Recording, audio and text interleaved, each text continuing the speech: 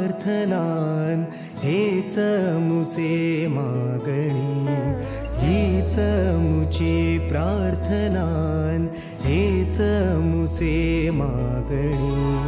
माणसाने माणसाशी माणसा सम वागणे,